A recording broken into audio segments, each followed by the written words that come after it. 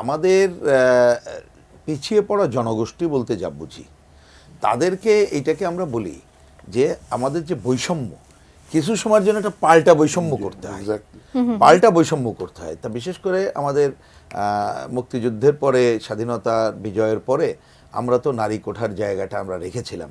প্রসঙ্গক্রমে বলি, আমরা কিন্তু ওই সময়, আমি 72-র কথা বলছি, আমরা এইভাবে যেভাবে নারী কোঠা দেওয়া হয় এইটার পক্ষে কিন্তু আমরা এখনো না। আমরা সরাসরি ভোট চাই, যে নারীর আসন সংরক্ষিত থাকবে, তবে ভোট চাই। 72 সালে চেয়েছি, এখনও চাই, ওইটুকুই। কিন্তু নারী কোঠা এখনও আমরা থাকার পক্ষে এই বিবেচনায়, কারণ সমাজে ধরুন একটা অসাম্য, সেটা হচ্ছে এরকম যে একটা বিস্কুট রেস হচ্ছে। এখন 6 ফুটের একজন হাত বেঁধে দিলেন, সে বিস্কুট খাবে, আর একজন 4 ফুটের, তা তো পারবে না। যতক্ষণ পর্যন্ত ওই সম না হচ্ছে, আপনি কিন্তু ওই বিস্কুট রেসকে কারেক্ট ধরতে পারেন না। তা আমাদের সমাজে নারী পুরুষের যে বৈষম্যটা আছে, আমরা মনে করি আরও কিছুদিন এটা দরকার। এখন পরিষ্কার বক্তব্য, যেদিন আমরা দেখব যে এই বৈষম্য দূর হচ্ছে, ওই 6 ফুট আর 4 ফুটের বৈষম্য নাই, তখন কিন্তু আর প্রয়োজন হবে না। এই কারণে মনে রাখতে হবে, কোনো জায়গায় থাকতে পারে, কোনো জায়গায় নাও থাকতে পারে। আমরা এই বিবেচনা এখন রাখার পক্ষে কিন্তু প্রত্যক্ষ ভোট হওয়া দরকার, যেভাবে এখন ইনডাইরেক্টলি যেভাবে নিয়ে আসে, ওইটাকে বাতিল করা দরকার। একটি প্রশ্ন আপনার কাছে, সেটি হচ্ছে যে আমরা অনেকগুলো সংস্কারের কথা যখন বলছি, গুরুত্ব দিয়ে অনেকগুলো সংস্কারের আলোচনা হচ্ছে, সেখানে রাজনৈতিক যে সংস্কারের কথা, সেটি নিয়ে কথা বলা হলেও আমরা কোনো কাজ করতে দেখছি না। বিশেষ করে রাজনীতির চ্যালেঞ্জের জায়গাগুলো, নির্বাচন হবে, মানুষ ভোট দেবে, সব কিছু ঠিক আছে, কিন্তু আমরা যখন রাজনৈতিক সংস্কারের কথা বলছি, রাজনীতিতে কি সংস্কার আসবে? আমরা কি পরিবারতন্ত্রের যে আসলে যে প্র্যাকটিসটা বিগত সময়গুলোতে দেখে এসেছি, ব্যক্তিকেন্দ্রিক যে আমরা বিগত সময়ে যে প্র্যাকটিস, সেখান থেকে বের হয়ে আসার কি কোনো সম্ভাবনা আছে? আপনার কাছে কি মনে হয়? সেই সাথে আমরা গণতন্ত্রের কথা মৌখিকভাবে বলছি, আমরা একটা ফ্রি ফেয়ার ইলেকশনের কথা সবসময় বলে এসেছি, কিন্তু অংশগ্রহণমূলক নির্বাচন, সেটি এখনকার পরিপ্রেক্ষিতে কতটুকু সম্ভব?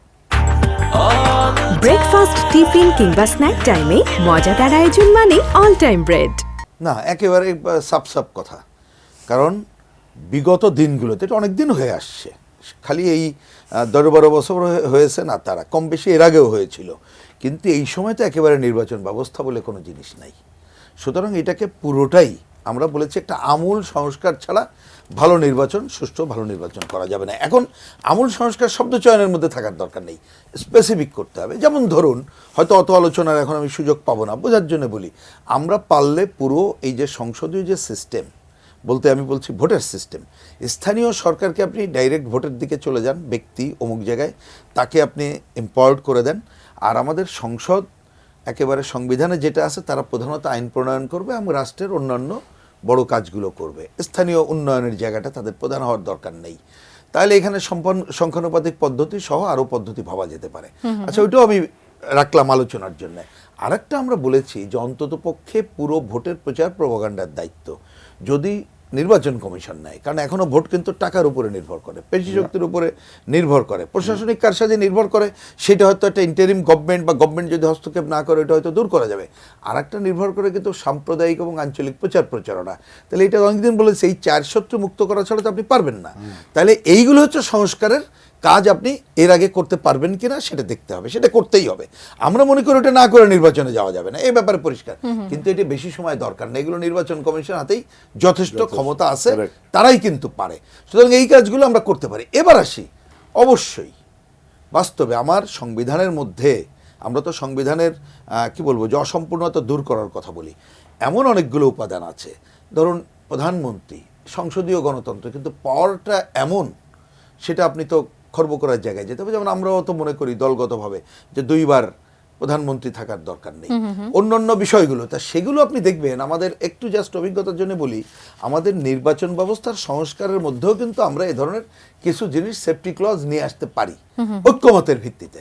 সেই ঐক্যমত্য করার মধ্য দিয়ে কিন্তু আমরা এই যে বলছেন পরিবারতন্ত্র, কর্তৃত্ববাদ অমুক জায়গায় ধ্বংস করতে পারি। কিন্তু একটা গুরুত্বপূর্ণ আলোচনা কম হয়, যেমন আজকে আপনি এই যে ভূ রাজনৈতিক অন্য আলোচনাটা শুরু করলেন, আমি একমত হচ্ছি। সেটা হয় কি, এগুলো হয় কেন, আপনি অর্থনৈতিক দুর্বৃত্তায়নের ধারা যদি ঠিক থাকে, কেউ যদি মনে করে যে এমপি হওয়া মানে জমিদার হয়ে গেলাম, কামাই রোজগারই বড়, এবং একটা পরিবার, এই পরিবার কিন্তু আপনি দেখছেন, এর আগে খালি কেন্দ্রীয় পরিবার আপনি দেখেন নাই, মানে দেখছি হয়তো, কিন্তু এলাকায় জমিদারের আবির্ভাব দেখেন নাই, জেলায় উপজেলায় অ্যাবসলিউট হয়েছে দেখবেন। তার মানে ওই জমিদার তন্ত্রই যেন বসে আছে। ফিরে কিন্তু আসছে। আপনি বোঝার জন্য বলি, আমরা একটু বলি যে ধরেন যদি আমরা এরকম সিস্টেম করতে পারি যে এমপি যিনি হবেন বা আমরা স্থানীয় সরকারের নির্বাচন যারা করবেন, যতদিন ওই পিরিয়ডে থাকবেন তিনি তার আত্মীয় স্বজন কোনো ব্যবসা বাণিজ্য করতে পারবেন না। তার জন্য যা দরকার হলে এখন যা বেতন ভাতা আছে তার থেকে আমরা বাড়িয়ে দেবো পরিবারের জন্য।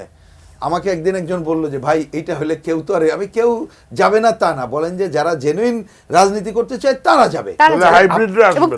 তাদেরকে Hybrid জনগণের আসবে জন্য না। এই দরকার। একটা। তাহলে আমি বলছি যে আপনি প্রথমে কিছুগুলো সেফটি ক্লজ করতে হবে, সেটা হচ্ছে সংস্কারের মধ্যে আসবে। আর Compliance। এই ব্যাপারে প্রধান কাজ হইতে হবে জনগণকে সচেতন হইতে হবে। জি। সেটা আর একদিনে একটু হবে না। বিরতি নেওয়ার সময় হয়ে আমি যদি গেছে। এই ধরনের জি। কতগুলো কাগজের মানে কি বলবো যে আইনের মধ্যে নিয়ে আসতে পারি, ঐক্যমত্য তৈরি করতে পারি, এবং জনগণ যদি মানে কি বলবে হ্যাঁ কে হ্যাঁ বলতে পারে, না কে না বলতে পারে, তাহলে আসলে Yes. কার্যকর কার্যকর ভূমিকা পালিত পালন হবে। করতে